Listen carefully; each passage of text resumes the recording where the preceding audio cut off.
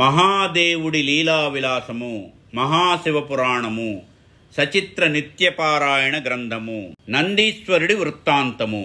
వృషాంకో వృషభారూఢో భస్మోద్ధూళిత విగ్రహ సామప్రియస్వర మయస్త్రయీ మూర్తిరనీశ్వర.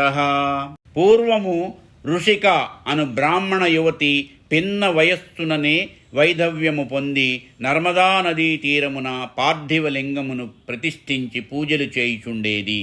మూఢుడను రాక్షసుడొకడు ఆమెకి తపోభంగమునరింప ప్రయత్నించాడు. ఆ భక్తురాలు చెలించలేదు. ఆమెకు భయోత్పాతములను కలిగించడానికి ఆ దైత్యుడు మాయవేషములనేకముగా ప్రదర్శించాడు. ఋషిక శివుని మనసారా ప్రార్థించింది. శివభక్తుల ఆర్తిని తొలగించే నందీశ్వరుడు ఆమె దరిజేరి రాక్షసుని సంహరించాడు. ఋషిక మొర ఆలకించి శివుడు సైతము అతడికి వచ్చాడు.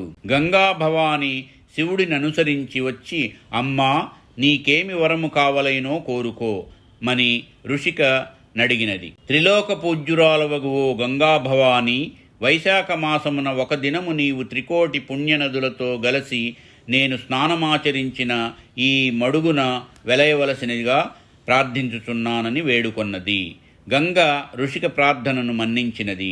రాక్షసుని బాధను తొలగించడానికి ఋషిక వద్దకు నందీశ్వరుడు మునుముందుగా వచ్చినందున ఆ తీర్థముకు నందికేశ్వర తీర్థమని పేరు వచ్చినది. ఋషిక గంగాభవానిని వరము కోరినది. వైశాఖ శుద్ధ సప్తమి గావున ఆ తిథియందు ఆ తీర్థము పుణ్యతమమై అలరారుచున్నది. ఎవరీ నందీశ్వరుడు? సాలంకాయన మహర్షి పుత్రుడు శిలాద మహర్షికి ఎన్ని నోములు నోచినా, ఎన్నెన్ని తీర్థక్షేత్రములు సేవించినా సంతానము కలుగలేదు. అందుకా మహర్షి మిక్కిలి చింతించి సంతానాభిలాషయై శివుని గూర్చి కఠోర తపస్సు చేశాడు. అనేక సంవత్సరముల తపస్సు ఫలించి పార్వతీ పరమేశ్వరులు శిలాదునికి దర్శనమిచ్చారు. శిలాదుడు తన కోర్కెను వెల్లడించగా, మహర్షి, నీ జాతకమున సంతాన యోగము లేదు. అయినా తపస్సు చే నన్ను మెప్పించావు కాన నీకొక పుత్రుని ప్రసాదిస్తున్నాను. అతడు శాశ్వత కీర్తివంతుడవుతాడు, కాని అల్పాయుష్కుడు అని వరమిచ్చి అదృశ్యమైనాడు శంకరుడు. శిలాదుడు తన ఆశ్రమానికి తిరిగి వచ్చాడు. చాలా కాలము ఎదురుచూసినా సంతానము కలుగనందున అందు నిమిత్తము ఒక యజ్ఞమును చేయతలపెట్టి యజ్ఞగుండమునకై భూమిని తవ్వుచుండా ఆ గుండమునందు ఒక బాలుడు కనిపించినాడు. అదే ఈశ్వర ప్రసాదమని భావించి అయోనిజుడై జన్మించిన ఆ బాలుని తీసుకుని ముద్దాడి అతడికి నామకరణము చేయబోచుండగా అశరీరవాణి, ఓ మహర్షి, ఆ బాలకుడు మీకేగాక ఎల్ల లోకములకు పార్వతీ పరమేశ్వరులకు ఆనందము కలుగజేయగలడు గాన బాలునికి నందుడని నామకరణము చేయుడని పలికినది. మహర్షి దంపతులు ఆనందించి పుత్రునికి నందుడని పేరు పెట్టారు. నందునికి 5వ ఏట అక్షరాభ్యాసము, 8వ ఏట ఉపనయనము చేసి వేదములను నేర్పసాగారు. బాలకుడు ఏకసంతాగ్రాహియేగాక అకళంక శివభక్తుడు, చతుర్వేదములను, 18 పురాణములు, 6 శాస్త్రాలు అచిరకాలమున నేర్చి నందుడు తన తల్లిదండ్రులకు ఎంతో ఆనందం కలిగించాడు.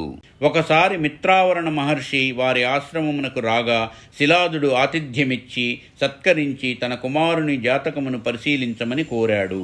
మిత్రావరుణుడు నందుని జాతక చక్రమును చూసి, ఈతడు మహర్జాతకుడే, కాని అల్పాయుష్కుడు అని తెలిపాడు.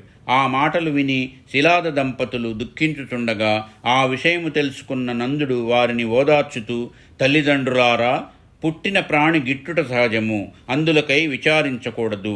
అయినను నన్ను మీకు ప్రసాదించినవాడు ఆ ఈశ్వరుడు.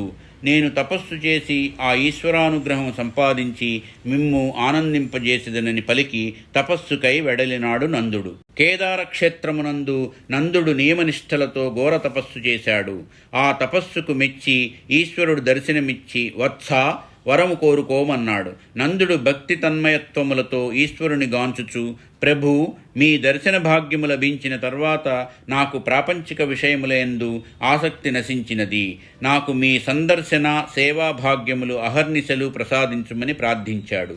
ఈశ్వరుడు సంతసించి, వత్స, కారణజన్ముడవైన నీవు కోరవలసిన వరమున్నే కోరినావు. నీవు మా చెంతనే మాకు వాహనముగాను, రుద్రగణములకు ప్రతినిధిగాను, నందీశ్వరుడనే పేర నివసించి చిరాయుష్మంతుడవై మాతో గూడి వర్ధిల్లగలవు అని వరప్రదానము చేసి ఆశీర్వదించాడు. అంతట నందుడు శివునికి వాహనమై అతనికి సచివుడై సన్నిహితుడై నందీశ్వరుడు అను పేరున విరాజిల్లుతున్నాడు. ఓం నమః శివాయ.